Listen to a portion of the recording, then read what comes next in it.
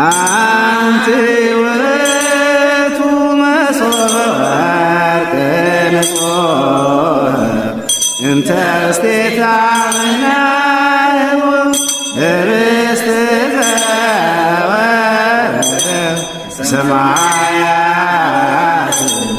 ወሕይወት ለኩሉ ዓለም ናብናይ ሚድያ ንምምጻእ ብጣዕሚ ኢና ንፈርህ ምክንያቱ ፍርሒ ነታ ውሽጥና ዝነበረ እዚ ኣብ ናይ ዘመነ ትንሳኤ ሐዋርያት ፈሪሖም ኣብ ጭራ ዘይብላ ቤት ተዓጽዮም ነበሩ ይብል ኣብ ጭራ ዘይብላ መውጽእ ዘይብላ ደጊመ ዝሃበረ ዝተመስገነን ይኹን በስመ አብ ወወልድ ወመንፈስ ቅዱስ አሐዱ አምላክ በክርስቶስ ክርስቲያን ዝኾንኩም ኣብ መላእ ዓለም ትነብሩ ህዝበ ክርስቲያን ታቦት ዘዶር ዝብል ቻናል ተከታተሉ ብናይ እግዚአብሔር ሰላምታ ሰላም ይብለኩም ኣለኹ ኢትፍራህ ኣይትፍራህ ዝብል ሎማዓንቲ ክሪና ኃይለ ቃሉን ንረኽቦ ካብ ወንጌል ሉቃስ ምዕራፍ 1 ካብ ቁጽሪ 3 ዘሎ ቃል እዩ እዚ ቃል እዚ ዝተናገሮ ገብርኤል መልአኽ እዩ ላይ ሎማዓንቲ ንመሃሮ ትምህርቲ ኻኒ ገብርኤል መልአኽ ቅዱስ ገብርኤል ሓምለ ንምንታይ ይኸብር ናይቲ በዓል ምኽንያት ከኽብርዎ ዝኽኣሉኸ መነመንዮም በቲ ዕለት ንሱኸ ቅዱስ ገብርኤል እንታይ ተኣምራት ገይሩ እንታይን ፈጺሙ እዚ ኃይለ ቃል እዚ ዝበለኸ ንመን እዩ ኣይትፍራህ ዝብል ኩላትና ምሁራት ዝኾና ብዙሓት ሊቃውንቲ ብዙሓት ናይ ዓለም ምሁራት ናብ ናይ ሚድያ ንምምጻእ ብጣዕሚ ኢና ንፈርህ ምክንያቱ ፍርሒ ነታ ውሽጥና ዝነበረ ዘጥፊ አውሽጥና ሒዝና ዝነበርና አውሽጥና ዳሊና ዝመጻና ሙሉ በሙሉ ዘጥፍ ስለዝኾነ ፍርሒ መጀመርታ ጸላይና መን እንተይልና ፍርሃት እዩ ስለዚህ በዝርስ እዚ ክንማህሪና ቅድመ ናፍታ ርስ ስሙታዊ ግን መተሐሳሰብ ኾነና ዝኽል ወይ ድማ መዘኻኸር ኾነና ዝኽል ምክንያት ናይ ቅዱስ ገብርኤል ከኽብሮ ዝኽኣለ አደን ወድን ዝኾኑ ህፃንን አዲዩን ወይ ድማ ጭርቆስ ህፃንን እየሉ ጣንዮም ነዚ በዓል እዚ ፍሉይ ምክንያት ናይቲ ክብረት ንሱ ኮይኖም ዘለዉ በዚ ምክንያት ድማ ኣነ ናብዚ ስቱዲዮ ወይ ድማ ናብዚ ካሜራ እዚ መፂና ዘለና ኣብ ደገ ዝነብሩ ደቅና በዚ መሰረት ድማ ንስ ወረደ ብርሃንን ሓረገወይንን ነዚ ናይዚ ዘሎ ናይ እዚ ሕጂ ካሜራ ንሰርሖ ዘለና እዚ ሕጂ ናይ ስቱዲዮ ዘለናዮ ዝኸፈሉልና ወረደ ብርሃንን ሓረገወይንን ስለዝኾኑ ንዓታቶም ክንምርቆም ስለዘለና ጸሎት ክንገብረሎም ስለዘለና ካልኦት ወይ ነዚ ድምጽ እዚ ትሰምዑ ዘለኹ ኣብ ዓለም ሙሉእ ኮይንኩም ነዚ ድምጽ እዚ እትሰምዑ ወይ ድማ ነዛ ታቦት ዘዶር ትብል ቻነል ክትዓቢ ኣለዋ እትብሉ ክንሕግዝ ንኽእል ኢና በረኸት ክንካፈል ንኽእል ኢና እትብሉ ሰባት ኣብ ታሕቲ ቁጽሪ ቴሌፎን ከቐምጠልኩም በዚ ምክንያት ክትረኽቡን ትኽእሉ ኢኹም ወይ አካውንት ክገድፈልኩም ይኽእል ክልትዩ ማለት እዩ ኣነ በረኸት ክካፈል ይኽእል ዝብል ኩሉ ግዜ እንተርፍ ካብ ኩሉ ነገር ብፍርሓት ኢና ምክንያቱ ሓደ ሰብ ገንዘብ ክህብ ይደሊ እዩ ነገር ግን ካብ ገንዘበይ እንድሕራ ሂበ ክቕነሰኒ ኢሉ ክጎድለኒ ኢሉ ይፈርህ ኩሉ ግዜ ፍርሓት እዩ ዘትርፈና ጸላኢና መን ኢልና ዘለና ፍርሓት እዩ ነዚ ከዓ ቅዱስ ገብርኤል መልአኽ እንታይ ኢሉ ኣሎ ንኻህን ዘካርያስ ኣብ ውሽጢ ቤተ መቅደስ እናዓጠነ ከሎ ቅዱስ ገብርኤል መልአኽ ጸሎትካ ተሰሚዕልካ እዩ ምስ በሎ ኣይትፍራህ ኢልዎሞ ስለዚ በዚ መሰረት ነዞም ደቅና መሪቕና ናፍታ ኣርእስተ ትምህርትና ከነብል ኢና ኣርእስተ ትምህርትና እንታይ ዝብልና ኢሎም ማዓንቲ እንድሕራይና ኣይትፍራህ ዝብል እዩ እዚ ኣይትፍራህ ዝብል ቃል ከዓኒ ናይ ገብርኤል መልአኽ እዩ ገብርኤል መልአኽ ንኻህን ዘካርያስ ዝነገሮ ቃል እዩ ቅድሚ ናብ ሞታ ወይ ነዞም ደቅና መሪቐ ናብ ኣርእስተ ትምህርትና ናብ ዋና ትምህርትና ክናቱና ኩልኻትኩም ነዚ ቻነል እዚ ትሰምዑ ዘለኹም ከዓኒ ኣብ ጸሎት ኣቡነ ዘበሰማያት ነዞም ደቅና እዚኦም ክዝክርዎም ምክንያቱ ንስኹም ከም ዝገርኩም ድሕራ ሰርሕቶ ኣለኹም ንሕና እውን በረኸት ክንካፈል ኢሎም ዝሓገዙናዮም እግዚአብሔር አምላክ ከምንም በላይ እዚ እቲ ንምርቆም ምርቃ ኩላትና ጽኒና ንስማዓዮ በዚ ክንመረቕ እንድሕር ዛደልና እውን ንቐጻለ ንስኻትኩም ብክትልኹ ትኽእሉ ኢኹም ወረደ ብርሃንን ሓረገወይንን እግዚአብሔር አምላክ መጀመሪያ ቢድኩም ዝሓዝኩሞ በእግርኩም ዝረገጽኩሞ ኩሉ እግዚአብሔር አምላክ ይባርኮልኩም በአፍኩም ተዛረብኩሞ ኩሉ ነገር እግዚአብሔር አምላክ የስምሩልኩም ዘተረፈ ዘመንኩም ስላሴ ይባርኮልኩም ክፉ አይልኮብኩም ምውፃኹም ምውፋርኩም ኮነ እግዚአብሔር አምላክ ይባርኸልኩም ጽቡቕ አይሕለፍኩም ወዲቅካ ካብ ምስባር ረኺብካ ካብ ምስኣን እግዚአብሔር አምላክ ኩሉ ግዜ የድሕንኩም ዘርኹም እግዚአብሔር አምላክ ይባርኩም ናይ ሰብኢድ አይሪኹም ኢና ክንብለኩም ንኽእል ዝወለድኩሞ ይዕብየልኩም ናይ ልብኹም ሓሳብ ድማ እግዚአብሔር አምላክ ስላሴ ይፈጽምልኩም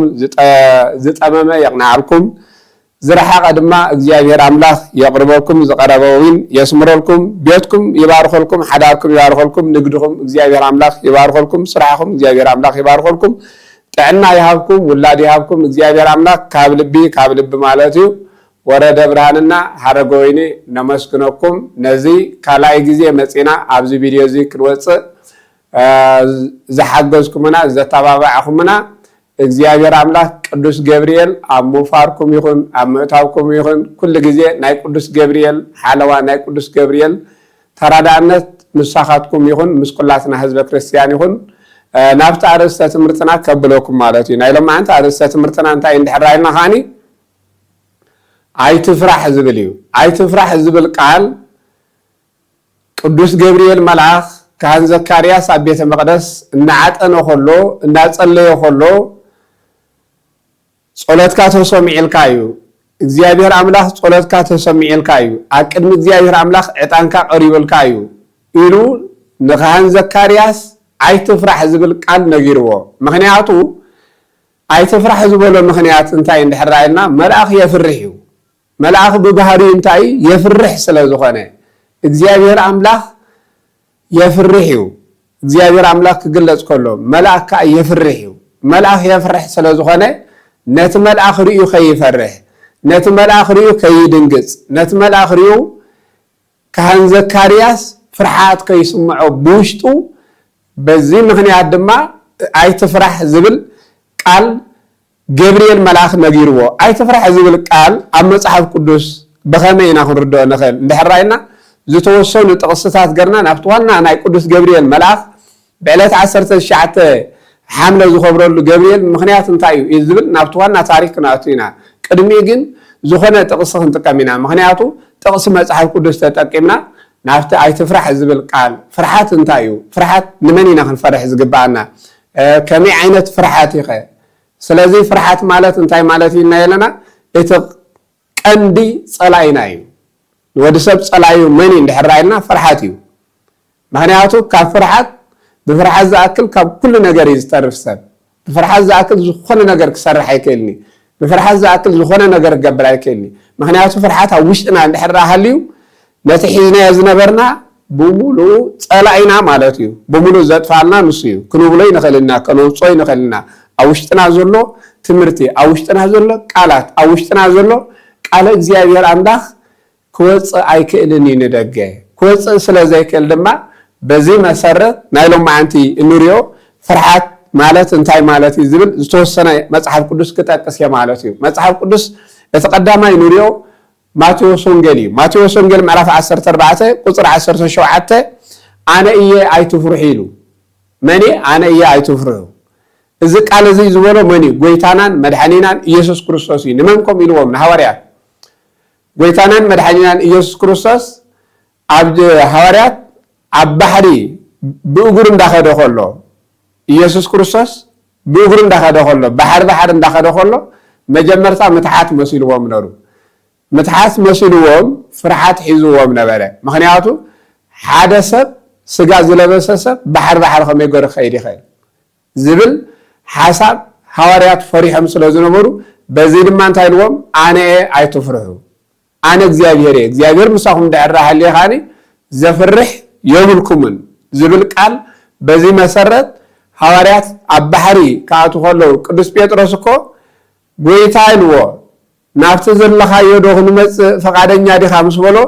نعم مسبولو معبل مستل على قدس بيتروس فرحه غويتا طفانا بولو يزبل غويتا انتاي كنا طفانا بولومو ኢየሱስ ክርስቶስ ድማ ከምዚ ቦሎ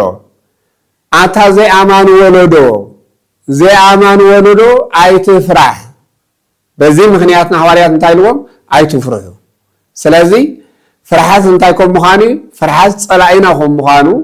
ፍርሃት ንኩሉ ነገር ዘጥፋልና ከም ምዃኑ ካብ ሐዋርያት ንመሃሮ ካብ ናይ ጎይታ ንመሃሮ ጎይታ መጀመርታ ዝበሎም እዚ ቃል እዚ ክትፈርሑ የብልኩምን ባሕሪ ክትከዱ ከለኹም ኣነ ኣለኹም ሳኻትኩም ጸልማት ክትከዱ ከለኹም ኣነ ኣለኹም ሳኻትኩም ኣይትፍርሑ ኢልዎም ስለዚ እቲ ቀዳማይ ኣብ ጥቕሲ መጽሓፍ ቅዱስ ስለ ፍርሓት ዝብል እቲ ቀዳማይ እዞም ዝበልናዮም ጥቕሲ ክንርኢና እቲ ሳልሳይ ከዓ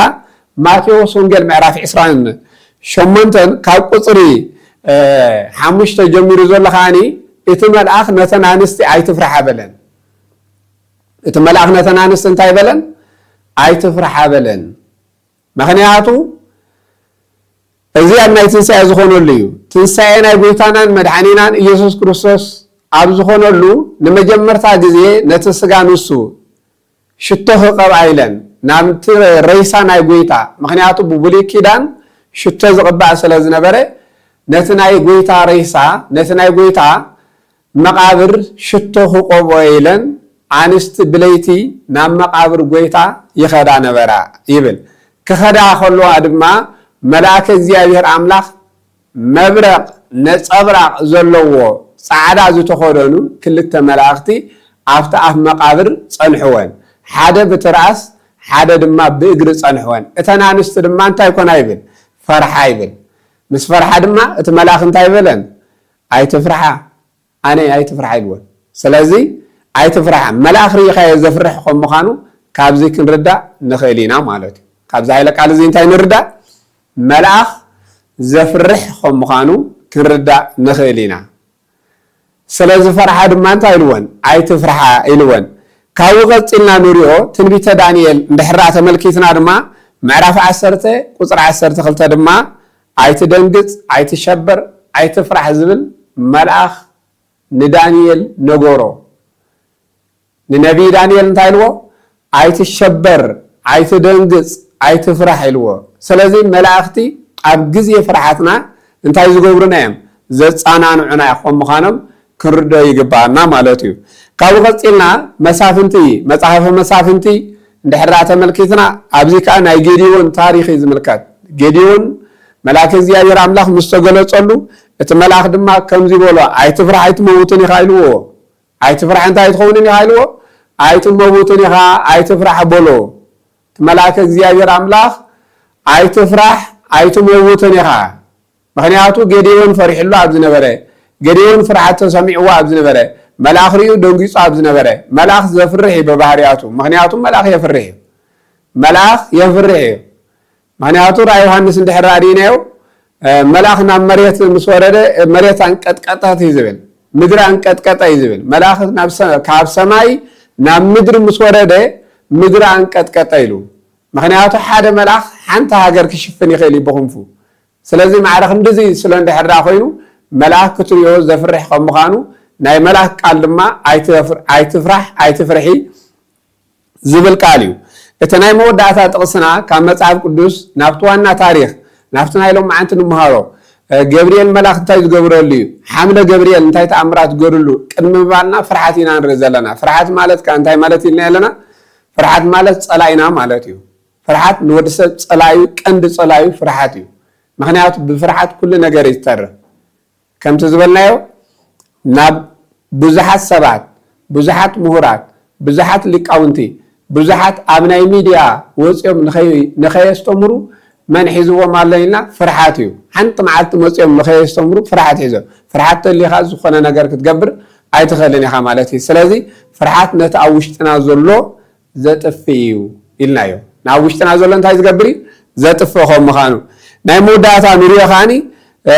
ሉቃስ ምዕራፍ 24 ቁፅሪ 36 ከዓኒ ሃዋርያት ፈሪሖም ነበሩ እዩ ዝብል ሃዋርያት ኩሉ ግዜ ፍርሓት እዮም ነሮም ምክንያቱ መንፈስ ቅዱስ ከይወረዶም ከሎ ሃዋርያት እንታይ ይነብሩ ህይወቶም ሃዋርያት ብኸመይ ይነብሩ ነሮም ኣብዚ ዓለም እዚ ከለዉ ሃዋርያት ህይወቶም ብኸመይ ይሓልፍ ነሩ እንድሕር ኢልና መንፈስ ቅዱስ ከይወረዶም ከሎ ሃዋርያት ፍርሓት ከም ዝነበሩ ፍርሓት ይስማዖም ከም ዝነበረ በዚ ምክንያት ድማ ኣይትፍርሑ ዝብል ቃል ተደጋጋሚ ይንገሩ ነሮም ምክንያቱ እዚ ኣብ ናይ ዘመነ ትንሣኤ ሃዋርያት ፈሪሖም ኣብ ጭራ ዘይብላ ቤት ተዓፅዮም ነበሩ ይብል ኣብ ጭራ ዘይብላ መውፅእ ዘይብላ ንፋስ ከኣትዋ ዘይኽእል ምንም ጭራ ዘይብላ ብዓይኑን ሰሊኳ ክትርየላ ዘይትኽእል ኩሉ ነገራ ዝተዓፃፀወት ቤት ተዓፅዮም ነበሩ እንታይ ኮይኖም ፈሪሖም በዚ ምክንያት ድማ ጎይታ ናብ ማእኸሎም ኣትዩ በዚ እዩ ምክንያቱ ክርስቶስ ተንስዮ ክንብል ከለና ብዕፅው ገዛ ኣትዩ ሰላም ንዓኻትኩም ይኹን ኢሉ ኣበሰሮም ክብርን ምስጋናን ንእግዚአብሔር ኣምላኽና ይኹን ሰላም ንዓኻትኩም ኢሉ ምስ ኣበሰሮም ሐዋርያት ድማ ፍርሃት ተሰሚዕዎም ስለ ዝነበረ ኣይትፍርሑ ዝብል ቃል ከዓኒ ነገሮም ካልኣይ ግዜ ማለት እዩ ሐዋርያት ካልኣይ ግዜ ኩሉ ግዜ ሐዋርያት ፈርሃት ነበሩ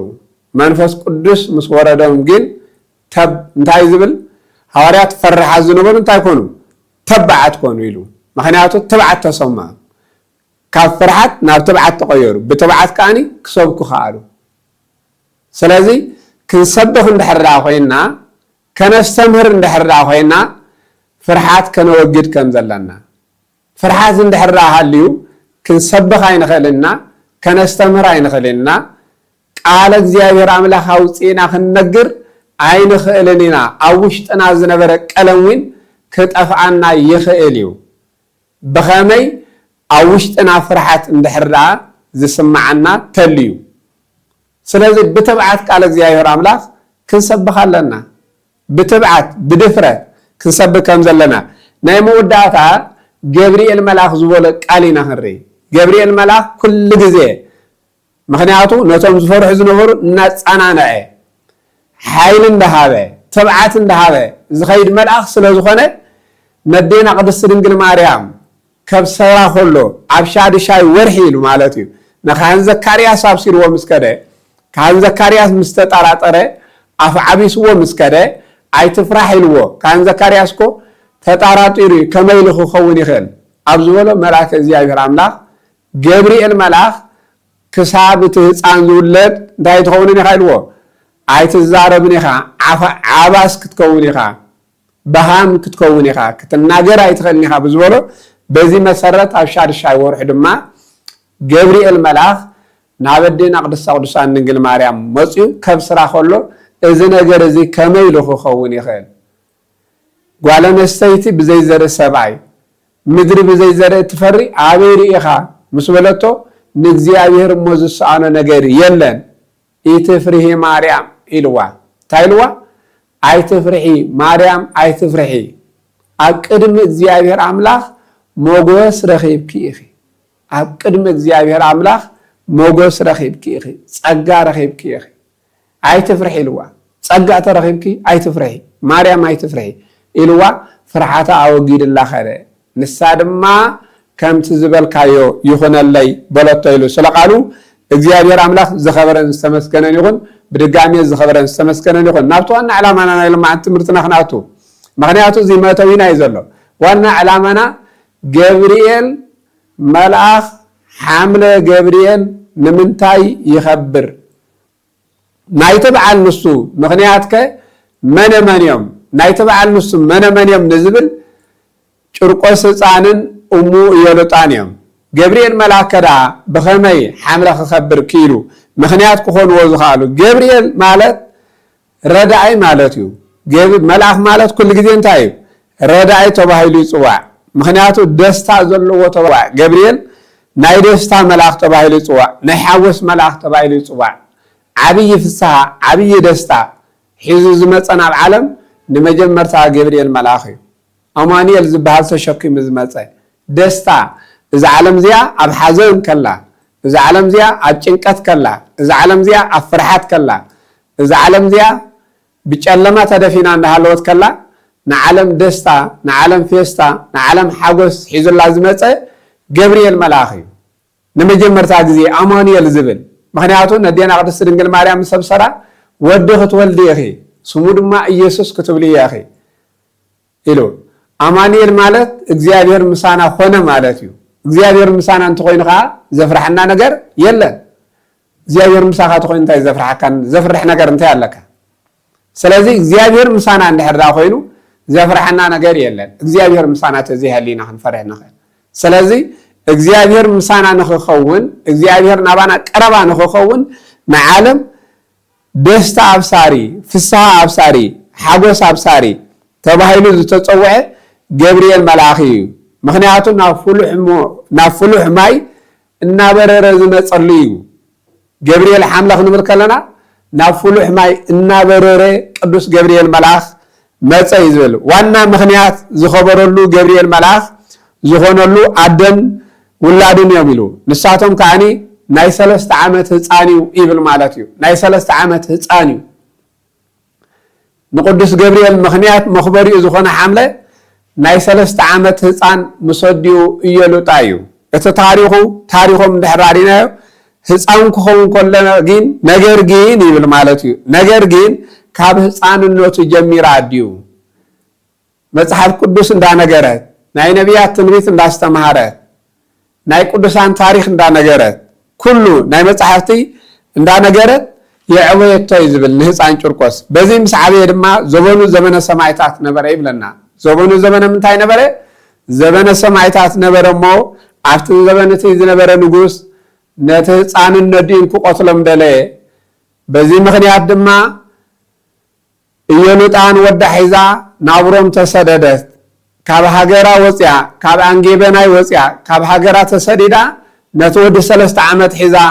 ናብ ሃገራ ካብ ሃገራ ወፅያ ናብ ስደት ኣምርሐት ይዝብል በዚ መሰረት ኣብቲ ዝኸድዎ በቃል ዘስተምሃረቶ ብግብሪ ከስተምሃራ ጀመረ ወዳ ንሳ በቃል ያስተምራቶ ነዚ ህፃን እዚ ናይ ሎማዓንቲ ኣርእስተ ትምህርትና እንታይ እዩ ዘሎ ኣይትፍራሕ እዩ ዘሎ ኣይትፍራሕ እዚ ቃል እዚ ዝበሎ ከዓ ገብርኤል መልአኽ ንመን ንካህን ዘካርያስ ኣብ ሉቃስ ወንጌል ምዕራፍ 1 ቁፅሪ 3 ንረኽቦ እዩ ኣይትፍራሕ ዝብል ቃል በዚ መሰረት ንሳ ብቃል ኣስተምራቶ ንሱ ብግብሪ ከስተምራ ነድዩ ክጭነቕ ምስራያ ኣድዩ ዘጨንቃ ዝነበረ ምክንያቱ ዘጨንቃ እንታይ ነሩ ኣብቲ ዝኸደቶ ሃገር ለእስክንድሮስ ዝተባሃለ ንጉስ ነጊሱ ነበረ ንሱ እውን በአንጻሩ ንክርስቲያን የሳድድ ንክርስቲያን ይስይፍ ንክርስቲያን ናብ ጣዖት ተዘይሰጊድኩም ኢሉ ኣዋጅ ኣወጀሞ ነድዩ ሓተታ ናብዚ ጣዖት እዚ ተዘይሰጊድኩም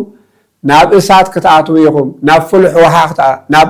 ፍሉሕ ማይ ክትኣትው ኢኹም ናብ ማይ ክትኣትው ኢኹም ክትጥጠቑ ኢኹም ኢልዎ ኣብ ማይ ኣትኹም ክትጥጠቑ ኢኹም ፍሉሕ ማይ ናብዚ ክትኣትው ኢኹም ምስላ ንሳ ተጨነቐት ኢሉ ምስ ተጨነቐት ድማ ዘጨነቃ ምክንያት እንታይ ኖሩ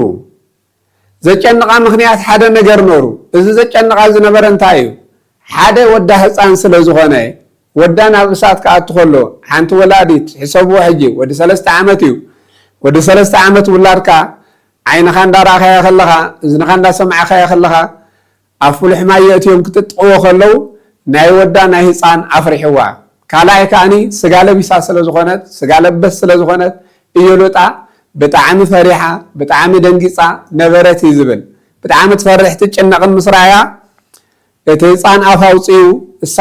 ብክስታይ ዘስተምሃረቶ ብቃል ተስተምሮ ዝነበረት ከምዚ ክብል ነድዩ ሓተታ ኢሉ ከምዚ ክብል ድማ ተባዓት ሃባ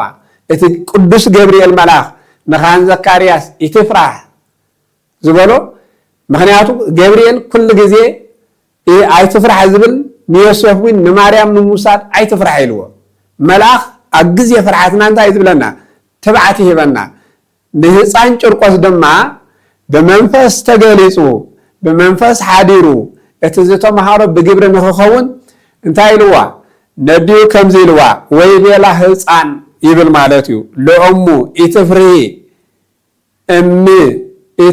እሚ ነበልባለ እሳት ኢልዋ ኣደይ ነበልባል እሳት ኣይትፍርሒ ንፈፅም ገድልነ ወስምዓነ ንፈፅም ገድለነ ወስምዓነ ንሕና ገድልና ክንፍፅም ይግባአና እዩ ምስክርና ክንህብ ይግባአና እዩ ኣይትፍርሒ ኢትፍርሒ እሚ ዝኣድሃኖሙ ኢልዋ ዝኣድሃኖሙ ለአናንያ ወአዛርያ ውእቱ ያድህነነ ንስኺ ኢልዋ ዝገርም ነገር እዩ ኣብዚ ንስኺ ተስተምርኒ ነርኪ ኢኺ ናይ ነቢያት ታሪክ ናይ አናንያን ናይ ሚሳኤልን ታሪክ ተስተምርኒ ነርኪ ኢኺ በዚ ድማ ገብርኤል መልአኽ ዝተባሃለ ንሰለስተ መንእሰያት ኣድሒንዎም ኢልካ ኣስተሚርክኒ ኢኺ ንአናንያን ንአዛርያን ንሚሳኤልን ካብኡ ተንእሳት ኣውፂዎ ሚልክ ተስተምርን ነርኪ ኢኺ እቲ ንዕኦም ዘድሓነ ንዓይንና ኣኽን ከድሕነና እዩ ሕጂ ኣይትፍርሒ ኢልዋ ንሳ ስጋ ለበስ ስለ ዝኾነት ፈሪሓ ነራ ጸሎት ጸልዩ ናብ እግዚአብሔር አምላክ ጸሎት ብምጽላይ ንእግዚአብሔር አምላክ አደይ ፈሪሓ ያ ዘላሞ ትብዓት ሃባይሉ ነዲዩ ትብዓት ንኽህባ ናብ እግዚአብሔር አምላክ ጸልዩ በቀምሻ ሒዙ ናፍቲ ፍሉሕ ማይ ዝነበረ ናፍቲ ማይ አፍሊሖሞ ዝነበሩ ኣብ ዓብይ ድስቲ ኣብ ዓብይ ክስታይ ገሮም አፍሊሖሞ ዝነበሩ ናው ስሒብዋ አተወይሉ ስለ ቃሉ እግዚአብሔር አምላክ ዝኸበረን ዝተመስገነን ይኹን ደጊመ ዝኸበረን ዝተመስገነን ይኹን በዚህ ምክንያት ድማ ነዲናው ሒዝዋ ምስ አተወ ጨኪኖም ከአቱ ከለው ድማ ብምጭካነ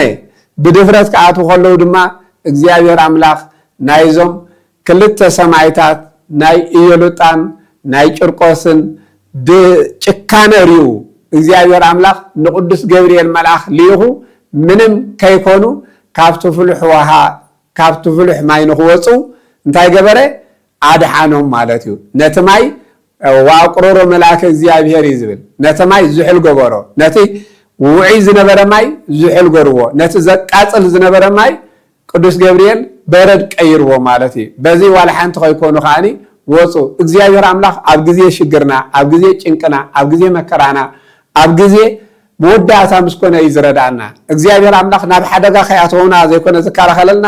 ኣብ ውሽጢ ሓደጋ ምስኣተና እውን ከውፃና ይኽእል ኣብ ባሕሪ ምስኣተና ኣብ ማይ ምስኣተና ኣብ እሳት ምስኣተና እውን ከውፃና ከም ዝኽእል በዚ ምክንያት ስለዚ ስለቃሉ እግዚአብሔር አምላክ ዝኸበረን ዝተመስገነን ይኹን ብድጋሚ ዝኸበረን ዝተመስገነን ይኹን በዚ ምክንያት ገብርኤል መልአክ ሓምለ ዝኸበረሉ እንታይ እንተይልና ጭርቆስን ነዲዩ ኢዮሉጣን ዘድሓነሉ እግዚአብሔር አምላክ ድማ በዚ ዕለት እዚ ዝኽሩ ዝገበረ ባዕሉ ዘኽበረ ገብርኤል መልአክ ማለት ኩላትና ከም ንፈልጦ ናይ ነቢያት ደስታ አብሳሪልና ናይ ነቢያት ትንቢት ፈጻሚ እዩ እንደገና መልአከ ሰላም ተባሂሉ በቃሉ ዘራጋግእ መልአክ እዩ ንመጀመርታ ጊዜ መላእክቲ ተረብሾም ኣብ ዝነበሩሉ ንመጀመርታ ጊዜ መላእክቲ ተራባብሾምን ተጨናኒቆምን ኣብ ዝነበሩሉ በቃሉ ገሩ ጸጥ ገሩ ዘራጋጎም መላእክቲ ፈሪሖም ነሮም መላእክቲ ንመጀመርታ ጊዜ ሰይጣን አነ ፈጣሪኹም ምስበሎም ተጠራጢሮም ነሮም ነገር ግን ዘራጋጎም መንዩ ገብርኤል መልአክ ስለዚ ገብርኤል መልአክ ማለት ዘራጋግ መልአክ ፍርሃት ተሊና ዘወግደልና መልአክ ከምዃኑ ፈለጥና ገብርኤል መልአክ ንዓለም በቃሉ ጸጥ ዘበለ ገብርኤል መልአክ ማለት ናይ ነቢያት ትንቢት ዝፈጸመ ገብርኤል መልአክ ንዓለም ደስታ ዘብሰረ እዩ ንኻን ዘካርያስ ዘብሰረ ዮሐንስ ንኽውለድ ዘብሰረ ገብርኤል መልአክ ንሄኖክ ጥበብ ዝገለጸሉ ንዳንኤል ጥበብ ዝገለጸሉ ንቅዱስ ጆርጅስ ሰማዕት እውን ዝረዶ ዝነበረ ንኩሎም ሰማዕታት ዝረደ ገብርኤል መልአክ ሞ ስለቃሉ እግዚአብሔር አምላክ ዝኸበረን ዝተመስገነን ይኹን ስለዚ በዚ መሰረት ህፃን ጭርቆስ ነዲዩ እንታይ ኢልዋ ነዚ ግዚያዊ እሳት ፈሪሕና ዘላለማዊ እሳት ከይረኽበና ሰብ ምክንያቱ እዚ እሳት እዚ ሓላፊ ዘይሓልፍ እሳት ግን ከይረኽበና ስለዝበላ ካብዚ ንመሃሮ ካብዚ ንወስዶ እንታይ እንድሕራልና ንደቅና ብህፃናቶም ከለው እምነት እንድሕራ ኣስተሚርናዮም ድሓር ኣይፈርሑን እዮም ኢዮሉጣን ንወዳ ህፃን ብህፃኑ ከላ ስለዘስተማረቶ ድሓር ተባዕ ኮይኑ ንሕና ድማ ንደቅና ብህፃናቶም ከለው እንድሕራ ኣስተሚርናዮም ድሓር ተባዓትን እዮም ዝኾኑ ኣይፈርሑን እዮም ኣብ እምነቶም ጽኑዓትን ተባዓትን ይኾኑ ማለት እዩ ካብዚ ንመሃሮ ኣብ እምነትና ጽኑዓት ክንከውን ከም ዘለና ክንፈርሕ ዝግባአና ንመኒ ንምድራውያን ነገስታት ዘይኮናስ ነቲ ሰማይን ምድርን ዝፈጠረ ንሱ ጭርቆስ ዝበለ እንታይ ናብ ዙጣት እዚ ስገድ ምስ በሎ ንምስልን ንጣዖታቶምን ኣይሰግድን ይልዎ ነቲ ሰማይን ምድርን ዝፈጠረ ተዘይኮይኑ ነዚ ኣይሰግድን ይሉ ኣነ ክርስቲያን ይሉ ስለ እምነቱ ዝመስከረሉ እዩ እና በዚ መሰረት ስለ ቃሉ እግዚአብሔር አምላክ ዝኸበረን ዝተመስገነን ይኹን ደጊሙ ዝኸበረን ዝተመስገነን ይኹን ናይ መወዳእታ ገብርኤል መልአክ ኣብ ሓዘንና ዝድብሰና ሓጢአትና ዝድምሰሰሉ ምክንያቱ በዓልካ ዘበዓለ ዝኽርካ ዝገበረ ድርሳንካ ዝደገመ ድርሳንካ ዘንበበ ዘስምዐ ኩሉ ማለት እዩ እግዚአብሔር አምላክ ቃል ኪዳን አትይሉ እዩ በዛ ሓምለ እዚ ክንብል ከለና እግዚአብሔር አምላክ ቃል ኪዳን አትይሉሎ በዚ ምክንያት ድማ ጸላይና ዝኾነ ዲያብሎስ እንስዕረሉ ትዕቢት እንወግደሉ ትሕትና እንገብረሉ ክፉእ ነገር ካብ ምሕሳብ እንርሕቀሉ ሰላም ዝኾነሉ ዘበን ይግበረልና ካብ ክፉእ ነገር ርሒቕና ፅቡቕ ንክንሓስብ ከዓኒ ገብርኤል መልአክ ምስ ኩላትና ይኹን ወስብሐት ለእግዚአብሔር ወለወላዲቱ ድንግል ወለመስቀሉ ክቡር አሜን